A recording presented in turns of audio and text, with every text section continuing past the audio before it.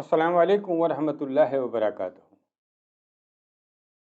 آپ دیکھ رہے ہیں حکمت میں عصمت، اور میں ہوں آپ کا ڈاکٹر محمد عمران۔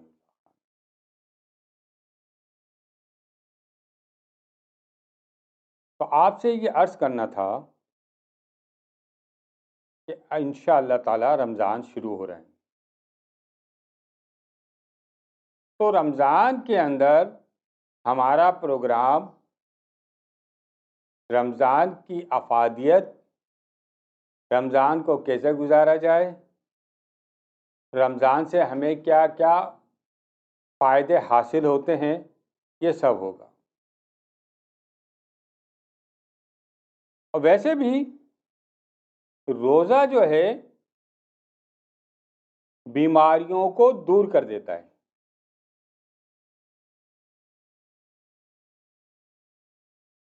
یہی وجہ ہے کہ اللہ کے نبی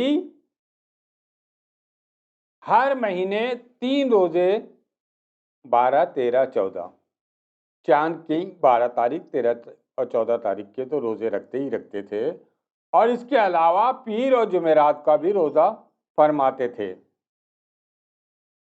اس میں یہ حکمت کی بات پوشیدہ تھی یا ہے کہ اس سے بیماریاں دور ہو جاتی ہیں۔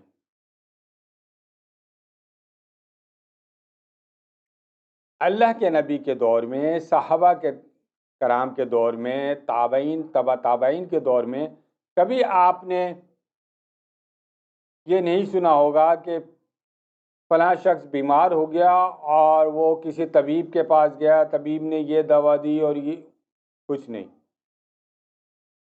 اللہ کے نبی نے فرما دیا سورۃ فاتحہ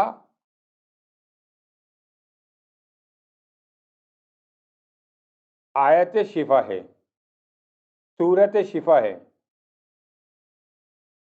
جب بھی صحابہ کرام بیمار ہوتے تھے تو الحمدللہ 7 دفعہ پانی میں دم کر کے پانی پی لیا، بھلے چنگے۔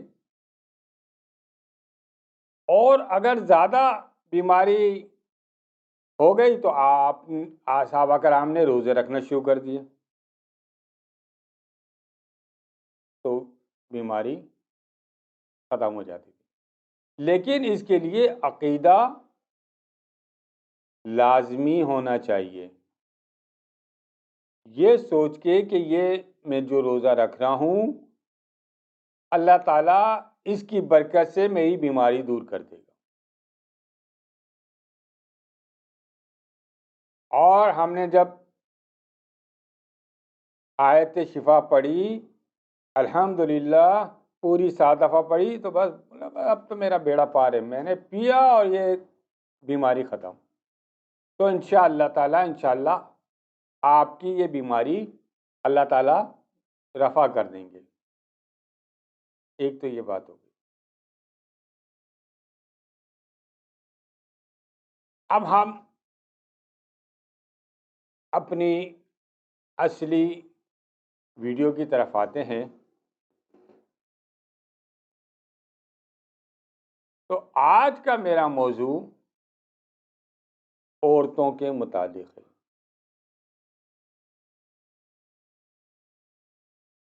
اکثر بیشتر عورتیں بریسٹ کینسر میں مبتلا ہو جاتی ہیں۔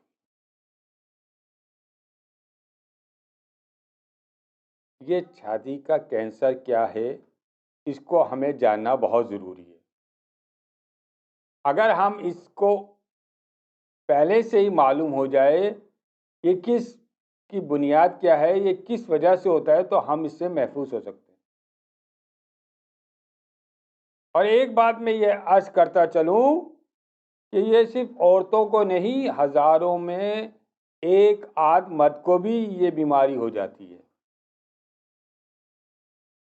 تو یوں کہنا کہ یہ صرف عورتوں کی بیماری ہے غلط ہے، ہزاروں میں ایک آدھ مرد کو بھی ہو ہی جاتی ہے۔ ہوتا یہ ہے کہ سینے میں جو چربی ہوتی ہے وہاں سے ایک خلیہ نکل کے نپل پہ جاتا ہے جو کہ دودھ سپلائی کرتا ہے۔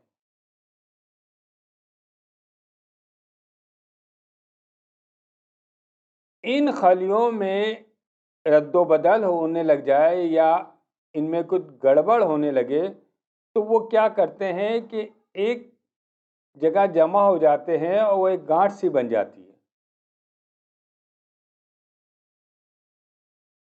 اور پھر وہی گانٹھ کے اوپر لال لال لال سا کھرنٹ جمنا شروع ہو جاتا ہے، یہ سخت ہو جاتی ہے اور پھر یہ بڑھتے بڑھتے کافی بڑی بھی ہو جاتی ہے، اس میں درد بھی شروع ہو جاتا ہے اور دودھ کے ساتھ ساتھ خون بھی آنا لگتا ہے۔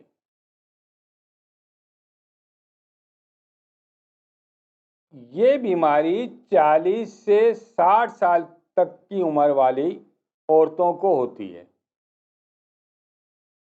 اور بالخصوص ان عورتوں کو جو کہ اپنے بچوں کو دودھ نہیں پلاتی۔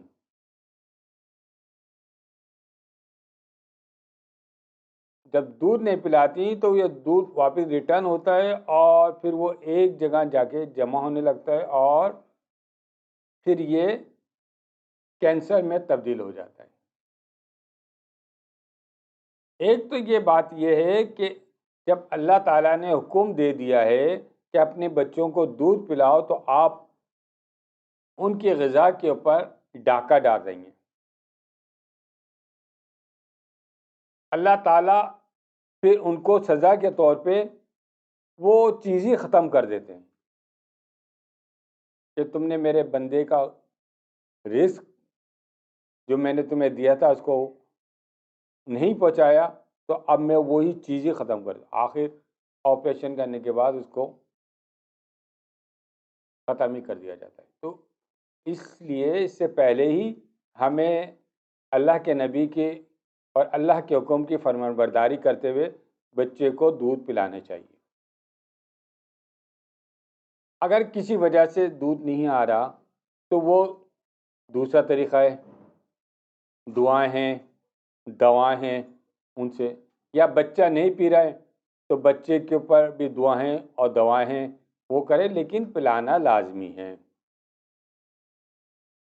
اچھا، یہ بیماری کیا ہوتی ہے؟ اگر ماں کو ہو جائے تو بچی کے اوپر بھی یہ ٹرانسفر ہو جاتی ہے،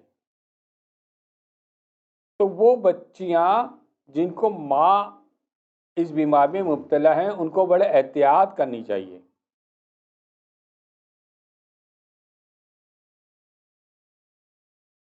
تو اس بیماری کے لیے ہمارے پاس 3 طریقے ہیں: روحانی، یونانی اور ہومیوپیتھی۔ اگر خدا نہ کرے یہ بیماری ہو گئی ہو تو، ورنہ تو اس کی احتیاط ہو جاتی ہے تو اللہ تعالیٰ شروع میں ہی اس کو شفا یاب کر دے۔ جیسے ہی پتہ چلے کہ بھائی تھوڑی سی سختی یا گانٹھ سی آنے لگ گئی ہے تو اسی وقت آپ محسوس کرنے کہ بس یہ ابتدا ہے، تو اسی وقت اس کا علاج کرنا شروع کر دیں تو اللہ تعالیٰ شروع میں ہی اس کی آپ کو شفا یاب کر دیں گے۔ اچھا، اس کے اندر ایک بات اور بھی ہے، اس کی ایک اور علامت ہے جس سے ہمیں پتہ چل سکتا ہے۔ حیض کے دوران سخت تکلیف کے بعد چھاتی میں بھی تکلیف ہوتی ہے۔ جب اس طرح کی علامات ہو تو اٹینشن ہو جانا چاہیے کہ خدا نہ کرے یہ بیماری ہو بھی سکتی ہے۔ اب ہو گئی تو ہمارے پاس، جیسے میں نے آپ سے کہا کہ ہمارے پاس 3 طریقے ہیں: روحانی، یونانی اور ہومیوپیتھی۔ سب سے پہلے ہم ذکر کرتے ہیں روحانی۔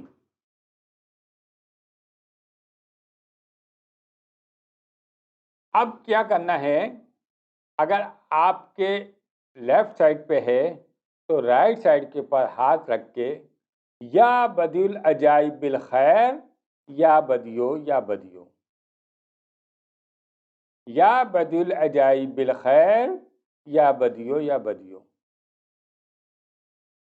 یہ پڑھنا ہے 21 دفعہ، اور بلکہ ہر نماز کے بعد بھی اس کو پڑھیں۔ اللہ تعالیٰ انشاء اللہ تعالیٰ شفا یاب کر دیں۔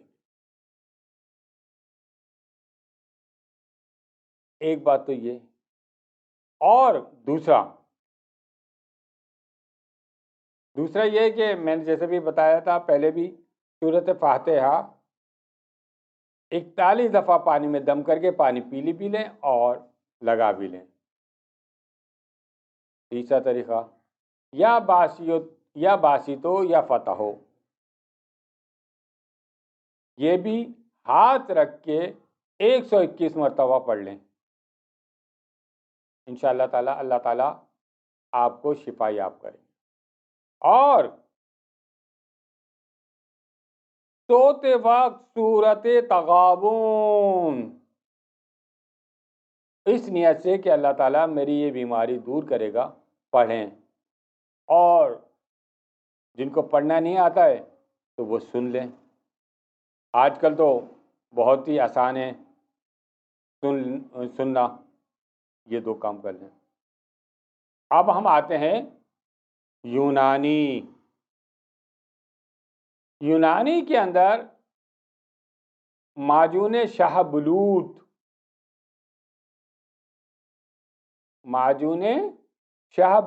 صبح دوپہر شام اس کو 1 چمچ کھانا ہے۔ اس کے علاوہ شاہ بلوت، گل بنفشہ اور ہنس راج، ان کا جوشاندہ بنا کے پی سکتے ہیں۔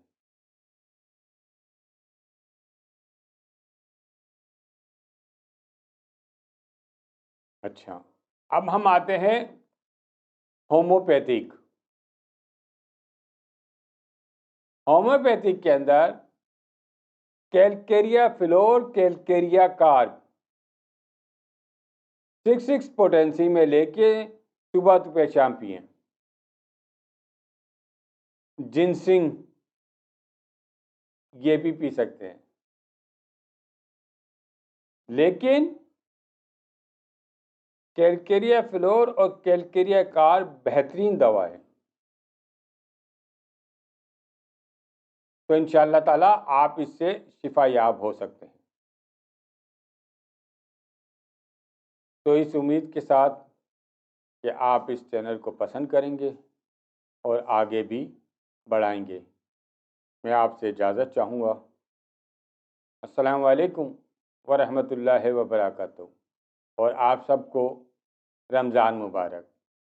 آپ میرے لیے بھی دعا کیجیے گا اور میں آپ کے لیے دعا کرتا ہوں۔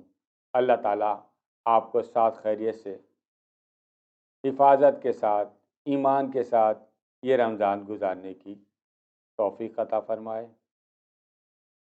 اور آپ بھی میرے لیے کر دیں کہ اللہ تعالیٰ مجھے رمضانوں کی تمام رحمتیں نصیب فرما دیں۔ السلام علیکم۔